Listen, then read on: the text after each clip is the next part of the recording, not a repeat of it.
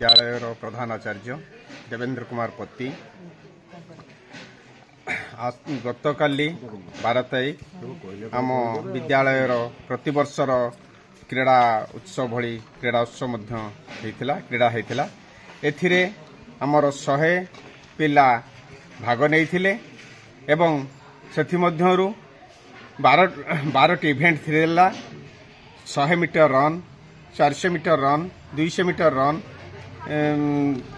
Discuss एमती high jump long jump एपरिक 12 event थिला 12 इवेंट रे आमर 36 जन पिला प्रथम द्वितीय तृतीय स्थान अधिकार करिथिया पिला आमर एठी जो माने अछंती ए 36 जन पिला प्रथम द्वितीय तृतीय स्थान अधिकार करिसंती। ए वर्ष आमर वार्षिक उत्सव रे सेमानंकु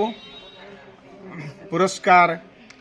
देई सेमानंकु आहुरी उत्साहित करबा पई हम चाहूछु काहेकि ना विद्यालय केवल पाठ पढ़ा पई नुह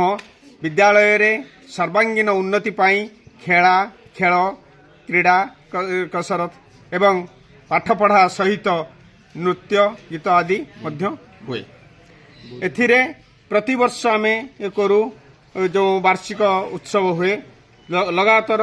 2 वर्ष जाइछि आमर वार्षिक उत्सव रे प्रथम ए जो 2023 रे आमर आसीथिले प्रफुल्ल सामल एवं 2024 रे आमर वर्तमान जे कि विधायक संजीव मल्लिक से मध्य आसीथिले एबे मध्य आमे चेष्टा करूछु अन्य कोनोसी नेता को मध्य बा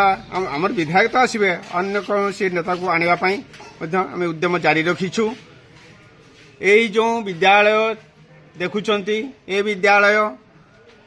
1992 रे आरंभ होइथिला एवं 2015 ठारू अप्रूवल होई एबे एपर्यंत चली अछि किंतु सरकारंकर कोनोसी अनुदान समिति अनुष्ठान प्रति नाही तथापि आमे गत थर आसीथिबा हमर विधायक महोदयंकर कथा को आमे एबे भी विश्वास रखिछु निश्चित भावरे से विद्यालय प्रति तांकर किछि अनुदान रहिबो काहेकि ना तांक तरफरु निजे ही कहिथिले ए विद्यालयर मानचित्र को बदलै देबा तेनु तांको ऊपर एबे भी मध्य विश्वास अछि जदिओ सरकार रे नाहाती तथापि तांकर जो उद्यम निश्चित आम प्रति फलप्रद हेबो।